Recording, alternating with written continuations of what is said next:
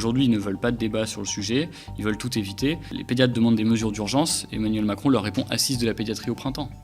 Il leur dit non, mais là, faites votre boulot, puis au printemps, on verra, on discutera. C'est exactement ce qu'ils avaient fait pendant le Covid, où ils avaient dit, je me rappelle d'Emmanuel Macron qui était à Mulhouse, et dans l'hôpital militaire, et qui dit aux soignants, en substance, je vais reconnaître ce que vous avez, l'État reconnaîtra votre dévouement. Et au final, qu'est-ce qui s'est passé? Rien. Parce que l'État, il n'a pas à reconnaître plus tard, il faut qu'il reconnaisse maintenant. Et en fait, là, aujourd'hui, ils nous zappent tous les débats, ils disent oui, on va améliorer ça plus tard, et en fait, il ne se passera rien.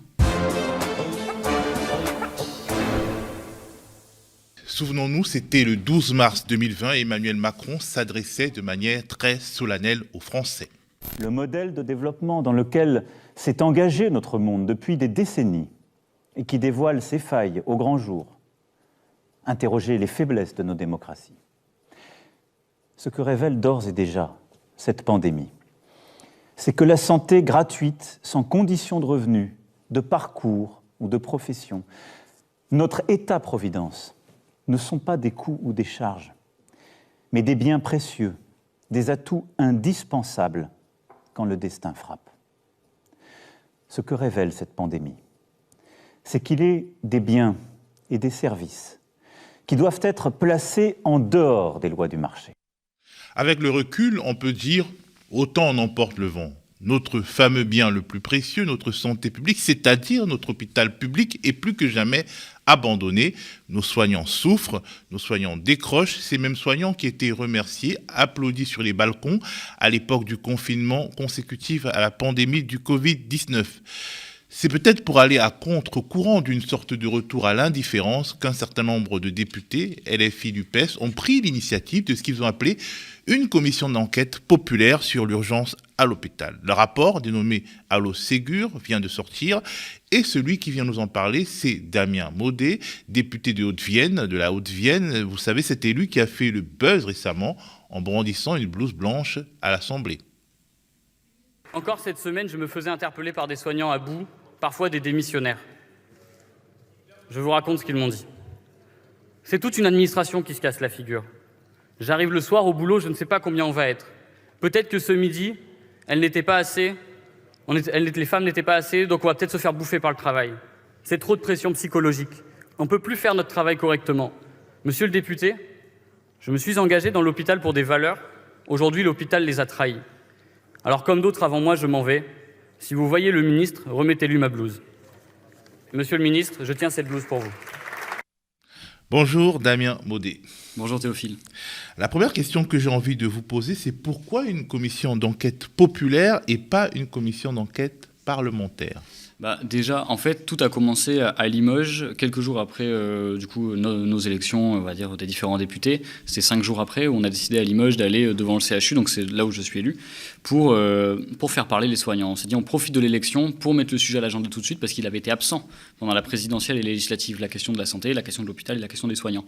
Donc nous, on a fait ça de manière populaire parce qu'on n'a pas attendu le go de l'Assemblée, on n'a pas attendu que les travaux démarrent. Et après, on a continué aussi dans ce rythme-là. Moi, quand je suis arrivé à l'Assemblée, je ne savais pas exactement comment tout fonctionnait. Je ne suis pas sûr d'ailleurs que l'Assemblée m'aurait donné une commission d'enquête parlementaire. Donc on s'est dit, on ne va pas attendre des plombes pour un sujet qui a besoin d'être réglé urgemment et qu'on a besoin de mettre en avant de manière urgente. Donc on y va, on fonce et on fait ça de manière populaire avec les soignants directement, avec les députés et en allant sur le terrain. Et tant pis, on passera outre ce que propose l'Assemblée.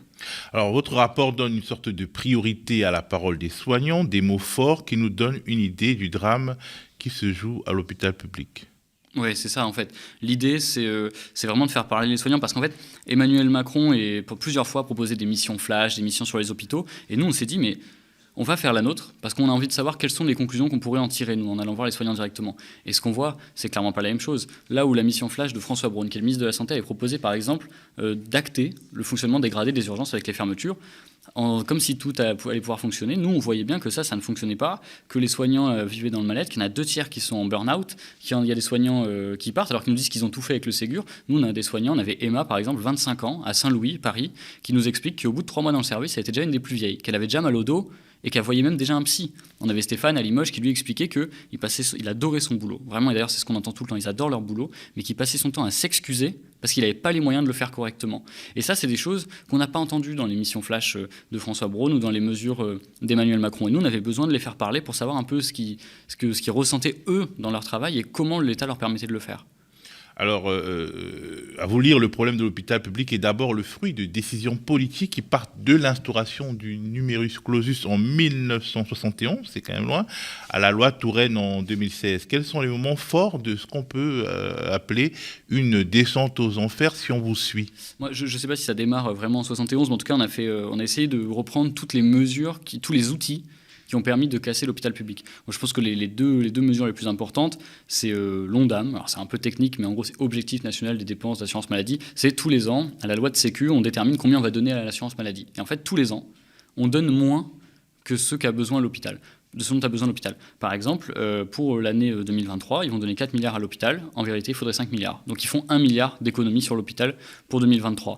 Ça, c'est un des premiers outils. Et ensuite, le deuxième, c'est la T2A, donc c'est tarification à l'acte. Pour la faire très courte, chaque opération, chaque acte a un prix que la Sécu rembourse aux hôpitaux, ce qui fait que les hôpitaux vont être tentés de faire des actes qui rapportent de l'argent et les autres qui rapportent moins d'argent, de laisser un peu de côté. Et je reviens sur le numerus clausus. Est-ce que vous pouvez nous expliquer ce que c'est exactement et en quoi il a bouleversé finalement l'ordre médical en France, si on peut parler comme ça? Sur le numerus clausus, en fait, on en entend beaucoup parler en ce moment. C'est vrai que c'est moins dans Allo Ségur, on en parle parce que c'est une des mesures importantes de régulation du nombre de médecins, mais on en parle beaucoup avec les déserts médicaux. Aujourd'hui, quand même, la question des déserts médicaux est vraiment avancée, que ce soit en Seine-Saint-Denis ou que ce soit en Haute-Vienne, il y a des problématiques de déserts médicaux, les gens n'ont pas accès aux médecins, ou difficilement. Le numerus clausus, c'est simple, on a décidé de mettre un filtre du nombre de médecins formés. C'est-à-dire qu'on avait un quota, on ne formait pas plus qu'un certain nombre de médecins pour ne pas créer de concurrence aux médecins qui étaient déjà installés. Et en fait, ça a réduit le nombre de médecins au fur et à mesure.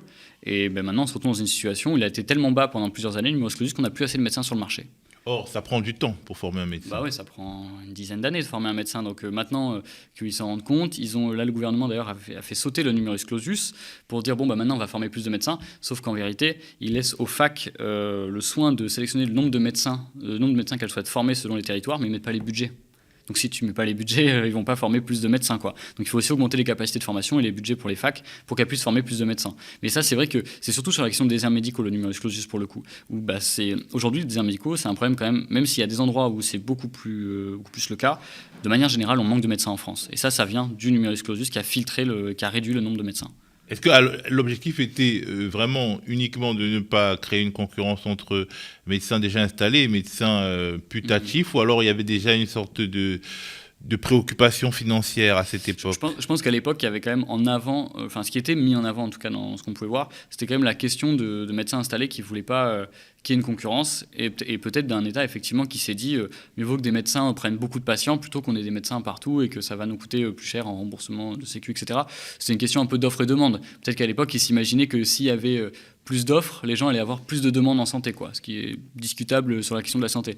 Mais je pense que c'est surtout les mesures ensuite qui se suivent sur les hôpitaux de réduction des l'ONDAM, les objectifs de dépenses qui sont toujours sous-évalués, la T2A qui finance en grande partie les hôpitaux, c'est-à-dire que le fait qu'on tarifie les actes, etc., qui pousse les hôpitaux à faire des actes plus rentables, ça c'est ce qui détruit l'hôpital. Les économies sur les objectifs de dépenses, c'est à chaque fois, c'est des lits fermés, c'est des soignants qui ne sont pas augmentés en termes de salaire, c'est des pénibilités qui augmentent, des pénibilités qui n'est pas reconnues, et donc c'est aussi ça qui fait que ça détruit le système de santé, les gens partent. Et d'ailleurs aujourd'hui la grande différence, et ce qu'on a vu avec Allo Ségur, c'est que pendant un moment il y avait des budgets de réduction des lits, ce qui est des projets de réduction des lits. Par exemple, tu vois, à Beaujon-Bichat, il y a l'hôpital Nord, et ils vont réduire le nombre de lits en faisant la fusion. Mais ça, c'était des projets qui ont existé pendant longtemps. Mais aujourd'hui, on voit que le nombre de lits diminue, notamment. Pourquoi ? Parce que les soignants partent. Et vu qu'ils partent, tu ne peux plus ouvrir des lits. Et donc, c'est comme ça maintenant que les lits ferment majoritairement. Il y a moins de médecins, moins d'infirmiers et d'infirmières, moins d'aides-soignants et d'aides-soignantes. C'est ça. Et donc, moins de personnes qui peuvent s'occuper des malades. Donc, on tombe dans des systèmes où on tombe dans des plans blancs, donc c'est le moment où tu réquisitionnes, tu rappelles les soignants sur leurs congés, etc., donc tu les obliges à venir. On tombe sur des moments de forte tension avec des opérations qui sont déprogrammées. On avait vu quelqu'un qui s'occupait donc des personnes, c'était en cancéro, qui nous disait, mais en fait, on dit à des gens, quand ils ont un cancer, qu'il faut respecter très strictement les protocoles. La veille, on doit les appeler pour leur dire que leur chimio elle est décalée à une date ultérieure qu'on ne connaît pas. Et en fait, c'est ça la réalité. C'est-à-dire qu'il y a des opérations qui sont décalées. Tu vois, en ce moment, on nous parle beaucoup de la bronchiolite. Donc la bronchiolite, c'est l'épidémie, notamment chez les plus jeunes, et donc les services de pédiatrie qui sont sous l'eau. Mais ce qu'ils nous disent, oui, c'est un drame, il faut gérer toutes les bronchiolites, c'est très compliqué. Mais le plus compliqué, c'est tous les gamins qui ont des maladies chroniques, dont on ne va pas s'occuper maintenant, et on va les récupérer dans 3 mois quand on aura de la place. Évidemment que la maladie chronique sera plus avancée.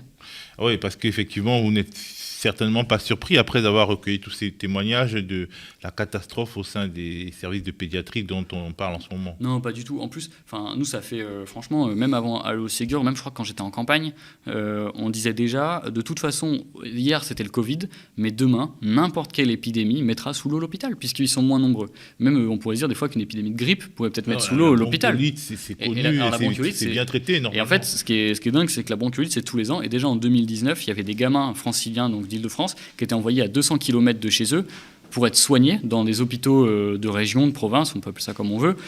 Et ça, c'était en 2019. Aujourd'hui, en 2022, c'est toujours le cas. Ça veut dire qu'entre les deux, il ne s'est rien passé, c'est ce qu'on pourrait penser. Mais en fait, hier, moi, j'étais avec le chef du service réanimation pédiatrique à Robert Debré, dans le 19e arrondissement, qui me disait non, en fait, c'est pas pareil qu'en 2019. C'est pire, parce qu'on a moins de soignants, on a moins de gens qu'en 2019, donc on a des moins fortes capacités hospitalières. Alors, vous jouez sur le vocabulaire médical dans votre rapport à Allo Ségur en disant qu'avec Macron, l'hôpital est entré en phase terminale. Ouais, alors après, moi je suis toujours, en fait, on est toujours dans le doute entre est-ce qu'il faut être alarmiste sur l'hôpital, parce qu'en même temps, ça règle pas toujours le problème que d'être alarmiste, et en même temps, il faut aussi dire la vérité aux gens. En fait, ce qu'on veut surtout dire, c'est que s'il n'y a pas, même de la part des usagers, une prise de conscience et un vrai rapport de force qui s'installe entre l'État et l'hôpital, parce que l'État n'a pas décidé de changer de cap. Quand il propose 1 milliard d'économies sur l'hôpital pour 2023, ils n'ont pas changé de cap.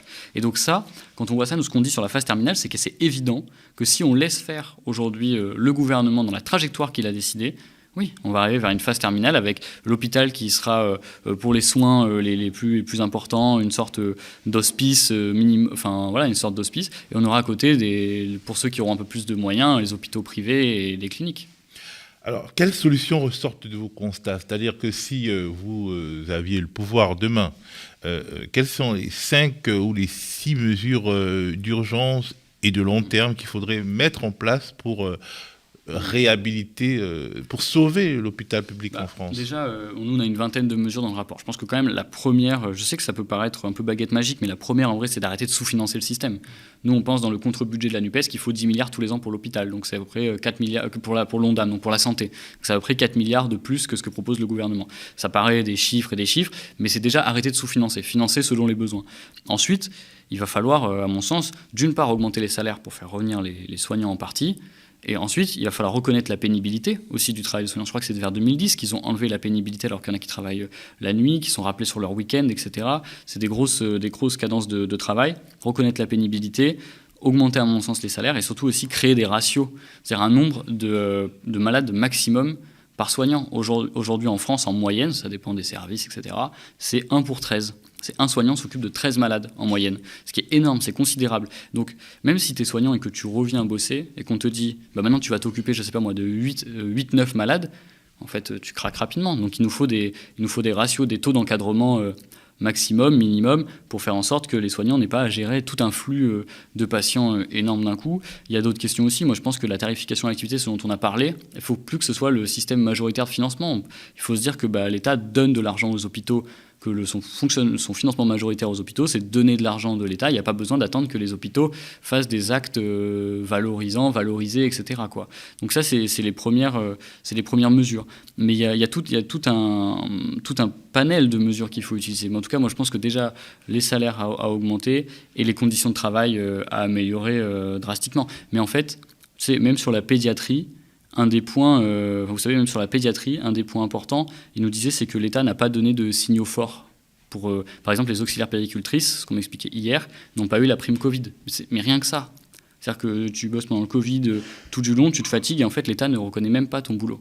Donc je pense qu'il y a aussi des signaux forts que l'État doit apporter. Ça pourrait, ne serait-ce que ça, aider un peu. Mais là, on voit très clairement dans le budget de la Sécu qu'ils essaient de faire passer avec le 49.3 qui ne se sont pas décidés à rectifier la trajectoire. Justement, en parlant du 49.3, est-ce que le 49.3 n'est pas utilisé pour empêcher toute convergence transpartisane? Parce que l'hôpital, on y a tous on y va tous. C'est un bien public, c'est un patrimoine national qui nous sert à tous, quel que soit notre banc politique. Est-ce que, quelque part, il n'y a pas une sorte de sensibilité naturelle des Français, donc des élus, à la question de l'hôpital, et peut-être qu'ils voulaient éviter que leur majorité déjà relative craquelle sous l'effet du bon sens, qui voudrait que ce qui ne marche pas soit abandonné, non? Alors, vous parlez de patrimoine, mais même François Braun, quand il n'était pas ministre, mais qu'il était au SAMU, Urgence de France, avait signé un communiqué dans lequel il disait que l'hôpital était un pilier de la République et qu'il demandait un plan Macron en urgence pour l'hôpital. Maintenant, il est ministre, il n'y a pas de plan urgence pour l'hôpital. Est-ce qu'aujourd'hui, ils ont fait un 49.3 pour éviter qu'il y ait des débats? C'est évident. C'est évident qu'ils font ça pour éviter les débats et pour éviter le fait qu'il y ait des votes communs. Alors, il y a une partie du projet de loi de financement de la Sécu qui va quand même être étudiée. Donc, ça va être le moment aussi des débats sur l'hôpital public, sur la santé en général. La partie en aval, c'était bien. C'est la partie dépenses, ouais. Donc ça peut compter, on peut avoir des débats, mais dès lors qu'on a figé les recettes, ça devient compliqué parce qu'ils vont nous dire oui, mais attendez, on peut pas dépenser plus alors qu'on a déjà fixé nos recettes, quoi. Mais ça, on va le voir. Après, à mon sens, c'est évident qu'ils veulent éviter qu'il y ait des votes contradictoires, mais c'est ce qu'ils ont fait pendant le budget de l'État en règle générale. Aujourd'hui, ils ne veulent pas de débat sur le sujet, ils veulent tout éviter. Par exemple, même sur la pédiatrie, les pédiatres demandent des mesures d'urgence. Emmanuel Macron leur répond assise de la pédiatrie au printemps. Il leur dit non, mais là, faites votre boulot, puis au printemps, on verra, on discutera. C'est exactement ce qu'ils avaient fait pendant le Covid, où ils avaient dit, je me rappelle d'Emmanuel Macron qui était à Mulhouse, et dans l'hôpital militaire, et qui dit aux soignants, en substance, je vais reconnaître ce que vous avez, l'État reconnaîtra votre dévouement. Et au final, qu'est-ce qui s'est passé? Rien. Parce que l'État, il n'a pas à reconnaître plus tard, il faut qu'il reconnaisse maintenant. Et en fait, là, aujourd'hui, ils nous zappent tous les débats, ils disent oui, on va améliorer ça plus tard, et en fait, il ne se passera rien. Merci beaucoup, Damien Maudet. Merci Théophile.